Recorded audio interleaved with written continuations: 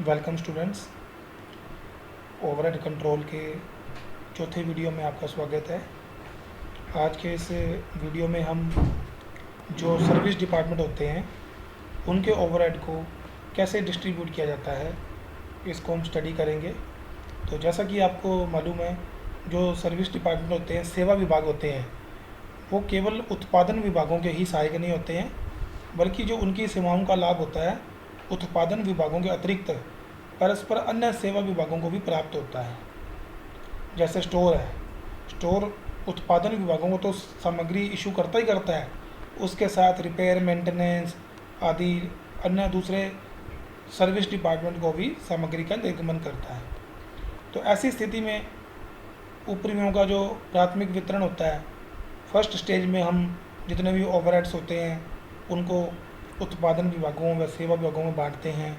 उसके पश्चात जो सर्विस डिपार्टमेंट होते हैं उनके ओवरहेड भी उत्पादन विभागों में ही बांटे जाते हैं, क्योंकि सर्विस डिपार्टमेंट किसी वस्तु का उत्पादन नहीं करते हैं, उनका काम तो उत्पादन विभागों को सेवाएं देना होता है।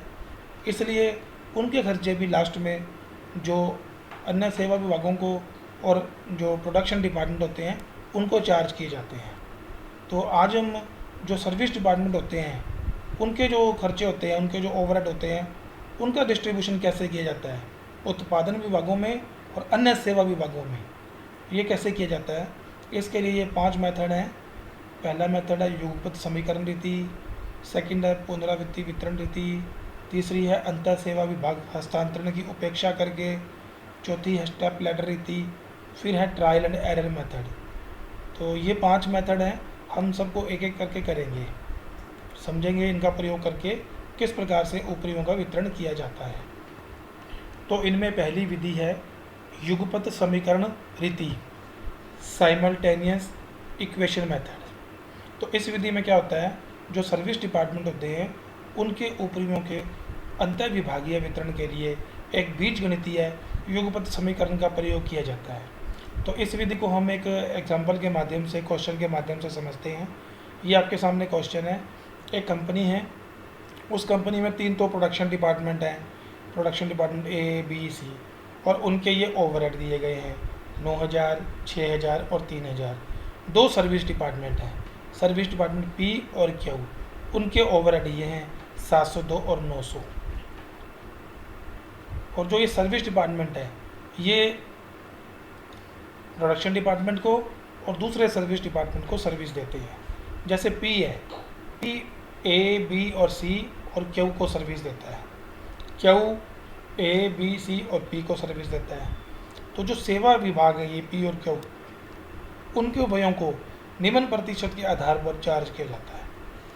पी है, पी 20% पी के जो खर्चे हैं वो 20% ए को चार्ज करने हैं, बी को 40%, सी को 30% और क्यू में 10%। इसी तरह से जो क्यू हैं, क्यू के जो खर्चे हैं वो ए को 40% देने हैं, बांटते हैं, बी को 20%, सी को 20% और पी में भी 20%। तो अब हम इनको कैसे बांटेंगे, क्योंकि जैसे पी के खर्चे हैं, पी के खर्चे हैं 702 रुपये, इन खर्चों को हमें ए, बी, सी और क्यू में बांटना है, और क्यू के जो खर्चे हैं उसको हमें ए, बी, सी और पी में बांटना है।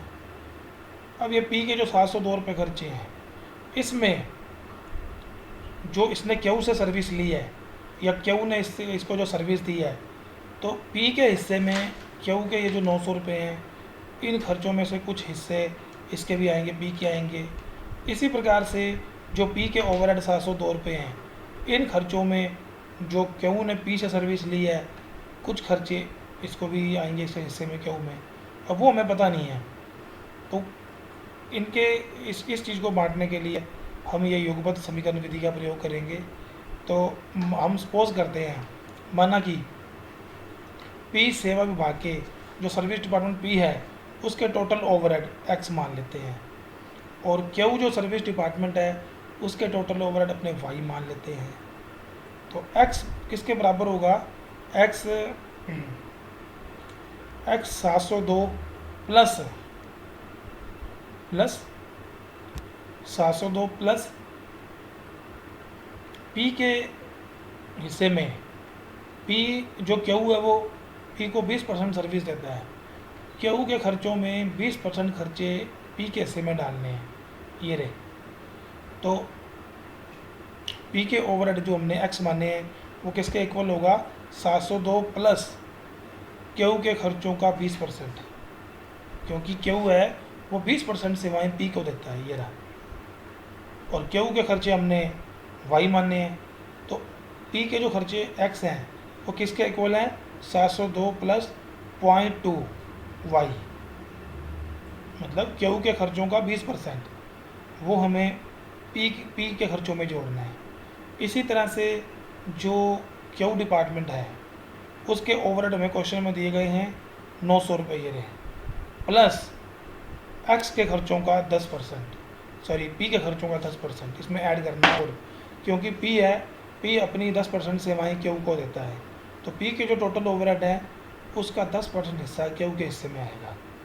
तो पी के ओवरहेड हमने एक्स माने हैं, तो वाई जो है किसके इक्वल होगा, 900 प्लस एक्स का 10%, मतलब 0.1। तो ये एक्स और वाई जो हमने पी और क्यू के टोटल ओवरहेड माने हैं वो इसके इक्वल होंगे, खुद के ओवरहेड प्लस दूसरों के ओवरहेड का 20 या 10% जो भी है। तो ये दो समीकरणें बन गई। एक्स जो कि पी के ओवरहेड का टोटल ओवरहेड माने हैं हमने वो किसके इक्वल होगा, 702 प्लस 0.2 वाई, और वाई जो हमने क्यू के टोटल ओवरहेड माने हैं वो किसके इक्वल है, 900 प्लस 0.1 एक्स के। तो ये दो समीकरणें बन गई। इनको रीअरेंज करने पर हम इसको इधर ले आया मैं, तो ये बन गया x माइनस 2.2 वाई बराबर 702, इसको मैं इधर ले आया तो ये माइनस 0.1 एक्स प्लस वाई बराबर 900।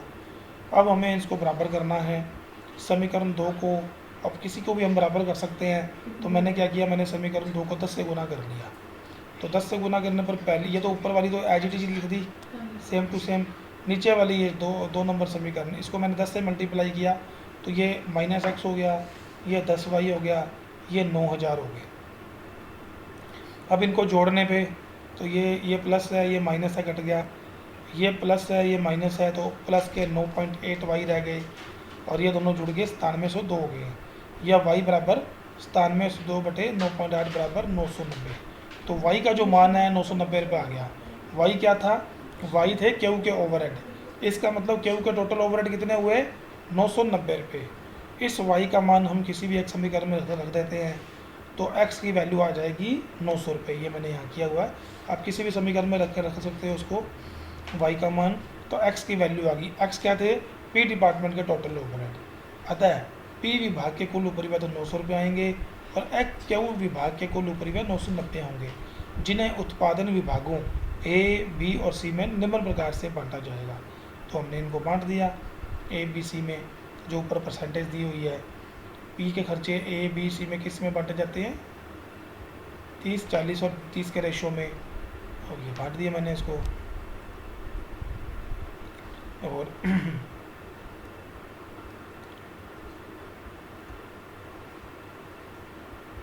इसी तरह से 20, 40 और 30 थे। इसी तरह से क्यू के खर्चे ए बी सी में कैसे बांटे जाते हैं, 40, 20 और 20 के अनुपात में, ये बांट दिए 40, 20 और 20 के अनुपात में। और ओवरहेड जो ए और बी और सी के दिए हुए थे वो मैंने लिख दिए।